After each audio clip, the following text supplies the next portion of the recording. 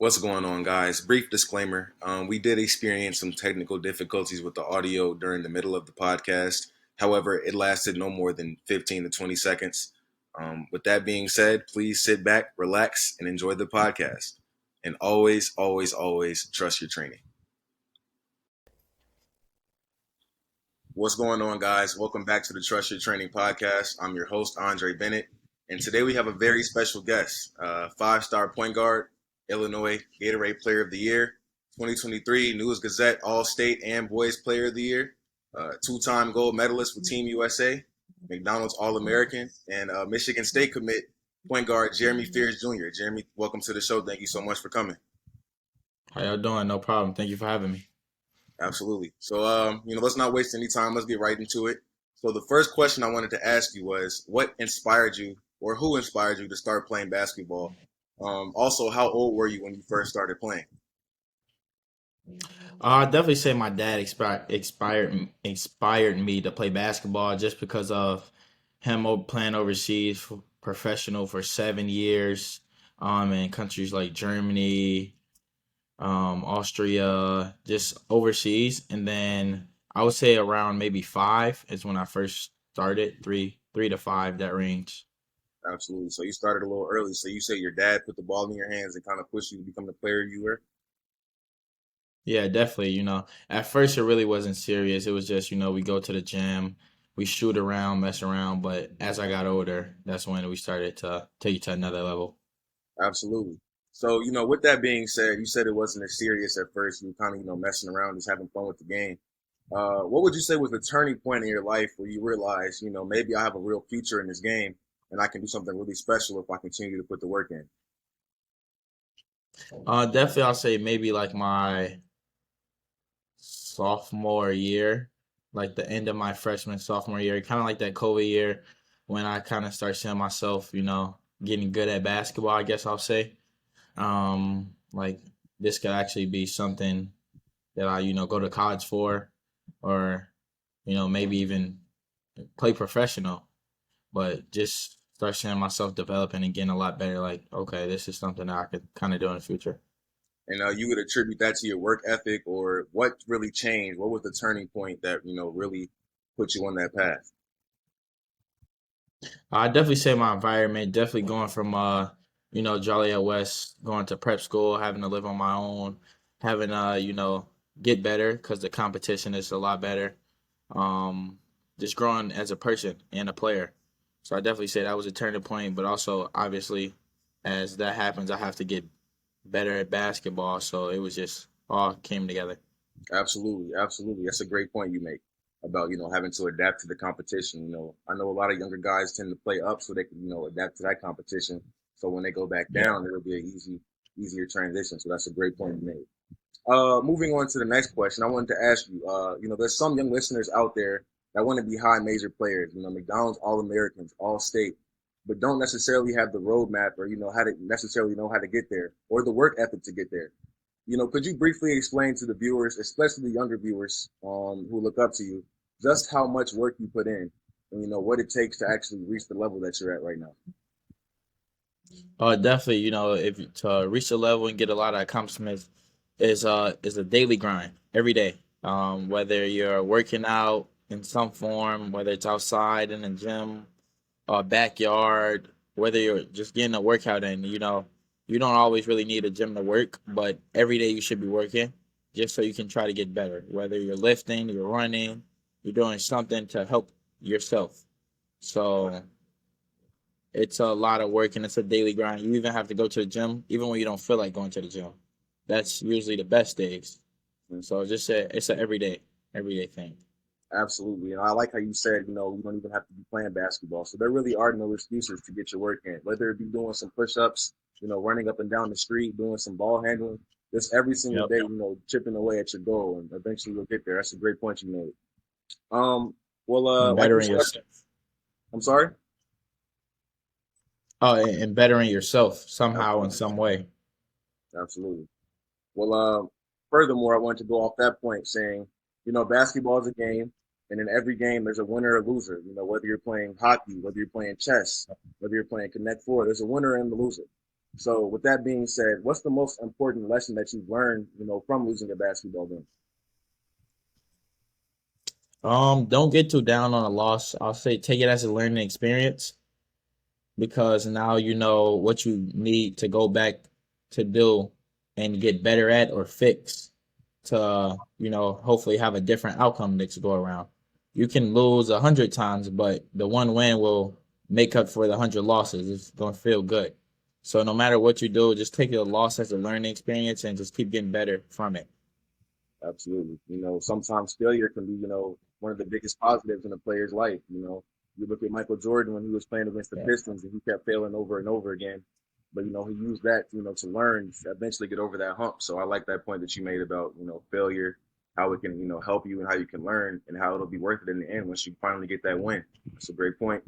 Um, Another question. You had a unique high school experience, right? You initially played at Joliet West, then you transferred to a prep school, then you went back to Joliet West to play with Yeah. your younger brother for your senior year. Could you kind of explain Yeah. what factored into that decision and why you thought this was the best move? Initially leaving in the first place and then coming back.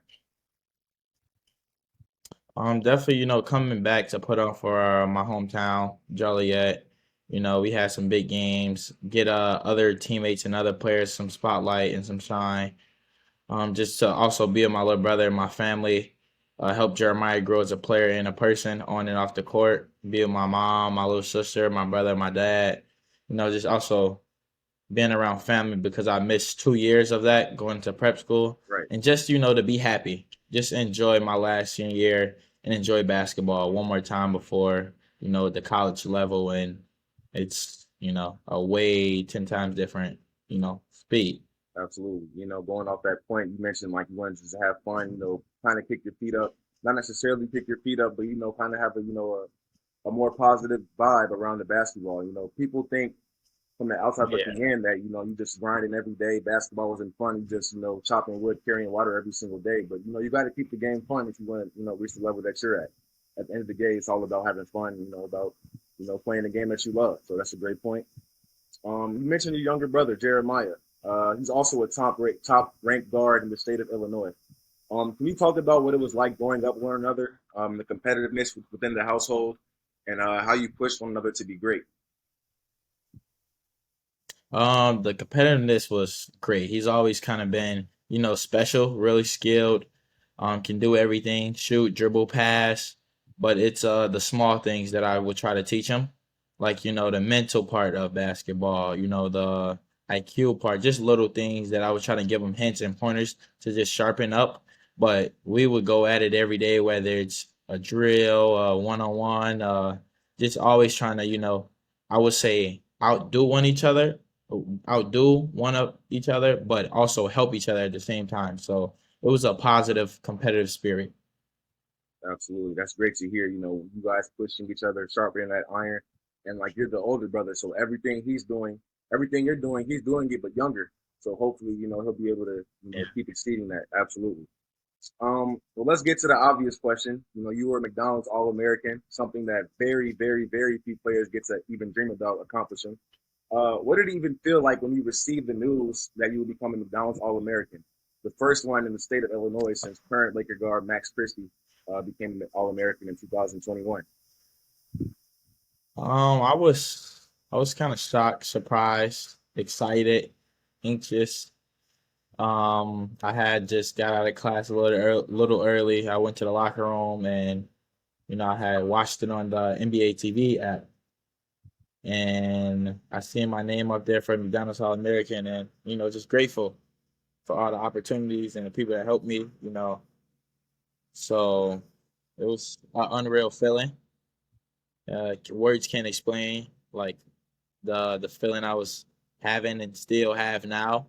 This was a great opportunity to even be there and participate in the practices, the games, the activities. So it was just a great thing overall.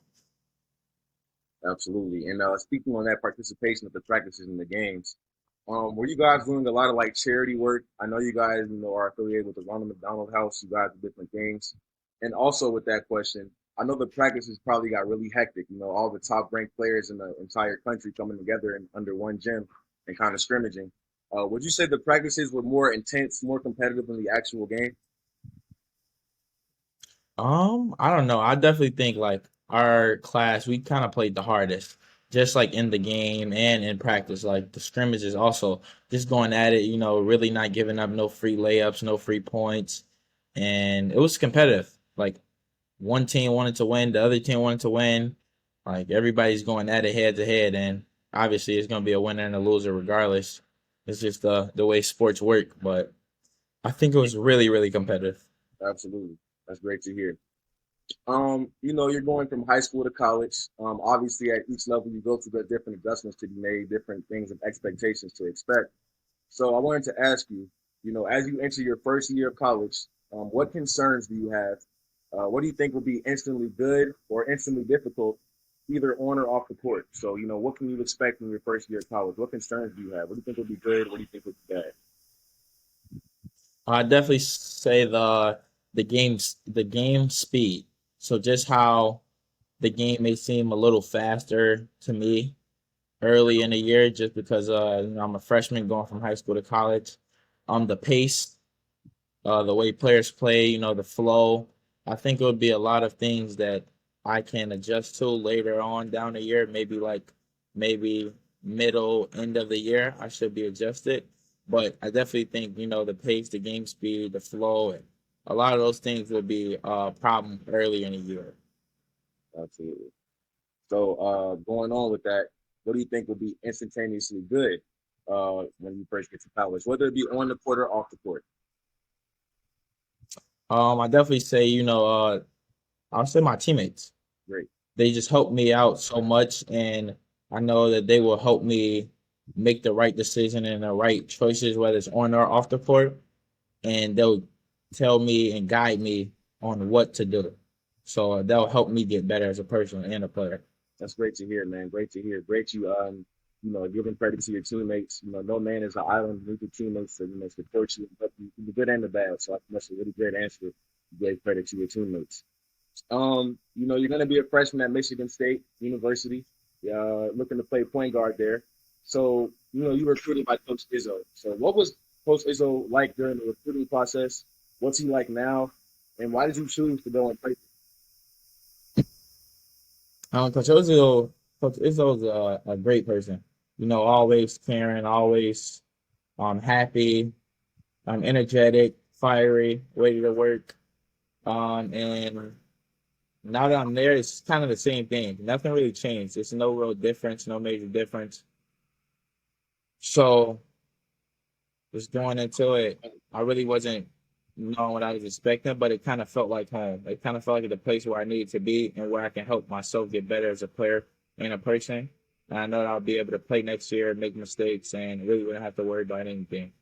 Absolutely. All right, guys, welcome back. We had some, audio issues, so we got that taken care of. So I'm gonna repeat my question again. I asked, you were recruited by Coach Izzo to go play at Michigan State University.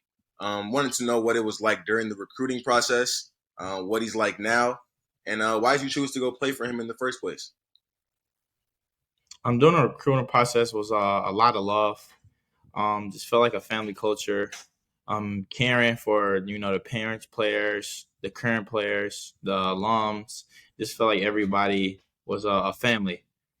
And now, since I'm here and we have practices and lifts, it's been the same thing. A fiery, caring, happy, energetic, ready to work. Same person. Nothing changed. No difference. Why did I choose Michigan State? I chose Michigan State just because it felt like the like I said, the family culture is home. I know I'd be able to come in as a freshman, play a little, make some mistakes, and really wouldn't have to worry about anything. So, yeah, I trust them and they trust me. Absolutely, that's what it's all about, man. That player to coach trust, especially the point guard position, because you are an extension of the coaching staff. So to be able to have that trust, and most importantly, be able to have that opportunity, to fail, make mistakes, and learn and grow and get better over time. That's every player's ideal situation. So that's I'm really happy for you in that term. So you played for Coach Izzo. You mentioned your father early on. You went to different prep schools, high level prep schools. I'm sure you were around some great coaches during the McDonald's game.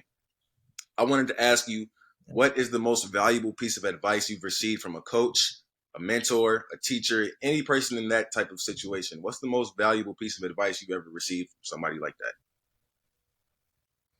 I definitely say this past year I spent a lot of time with our soccer coach at Joliet West, and it was really just like balancing like your day and balancing like your mental.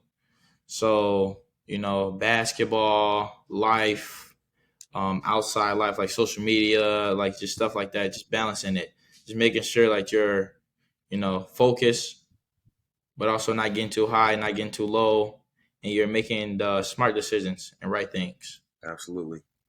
Absolutely. That's a great answer. You got to make smart decisions. You got to move widely, especially when you have, a lot at stake. You're such this highly touted player. One mistake, could cost somewhat a lot. You don't want to be moving too loosely. You want to make the right decisions. You want to surround yourself with the right people. So I feel like having a good balance and having a good support system around you is really going to be beneficial for your success. So that's a great answer. Obviously, the ultimate goal is to play at the highest level, the NBA. What extra steps do you think you need to take, areas you need to improve on, to make that dream somewhat of a reality? I definitely say my mid range area, my 3 point area, dribbling, finishing. I definitely say I think I need to improve on everything, just all around.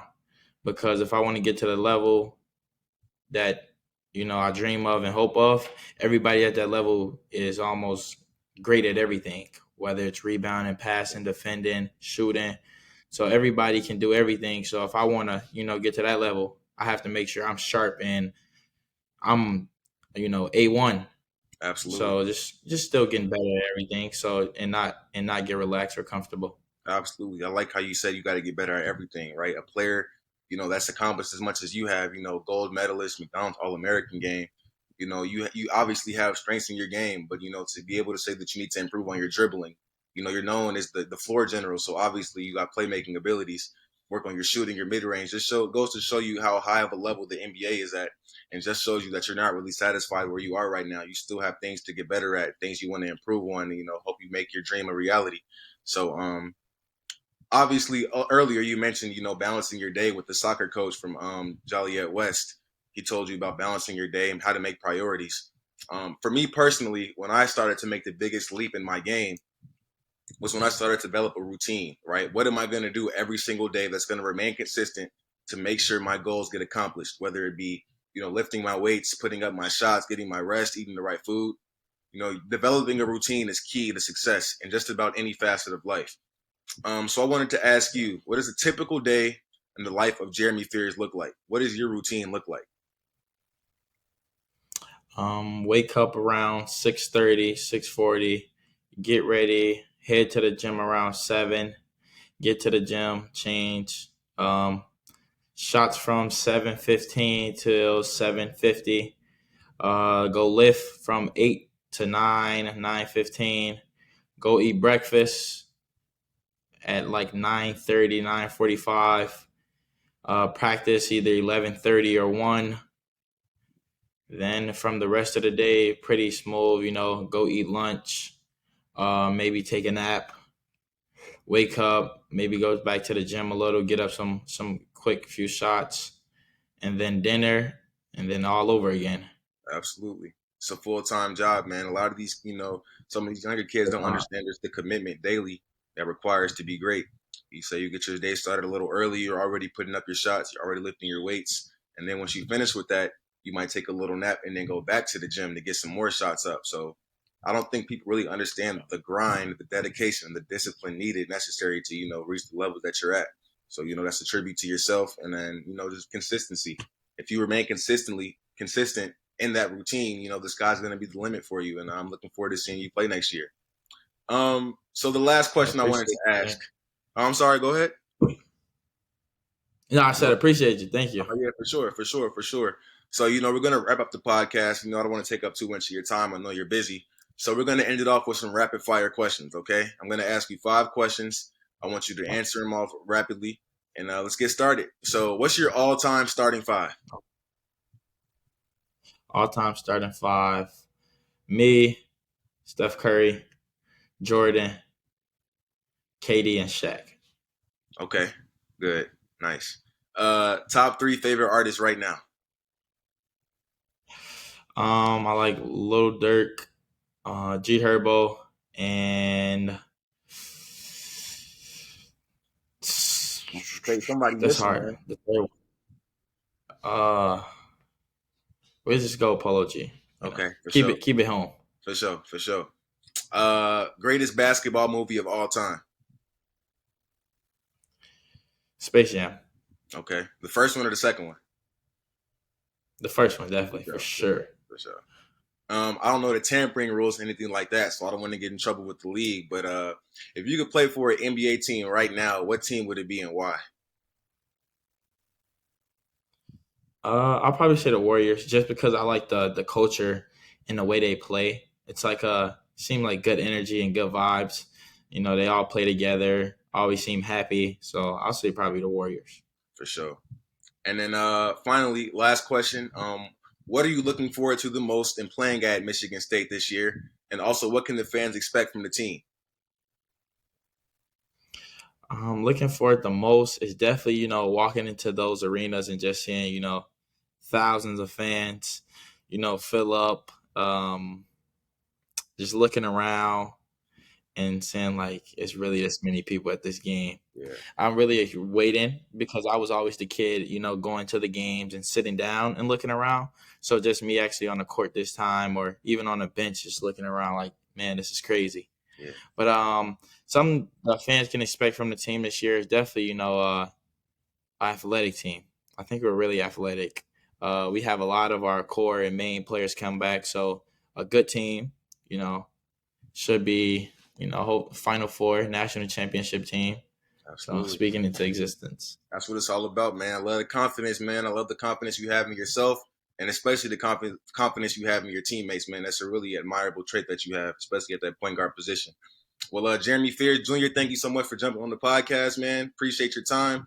You didn't really have to do this, man, so I really appreciate you, hopping on the pod, giving your story out, telling fans what they can expect, how you came up. It's a great time. So, as always, guys, stay tuned for more content. Great guests like this coming in soon. And always, always, always remember to trust your training. All right. Thank you. Thank you, Jeremy. Appreciate you. Yes, sir. All right, guys. Well, there you have it. There was our interview with point guard from Michigan State, Jeremy Fears Jr. Really hope you guys enjoyed it. Really hope you learned a lot, and hope you guys can, listen to his life story and how he rose to his stardom, and apply it to your own life, whether it be in basketball, whether it be whatever you do. It doesn't matter. Please like, please comment, please subscribe to the channel. I got some great content coming forward. I started my 30-day TikTok challenge yesterday, so go tune into that. You guys can expect some great guests in the near future. Thank you so much for the support, and always, always, always, always trust your training. Thank you.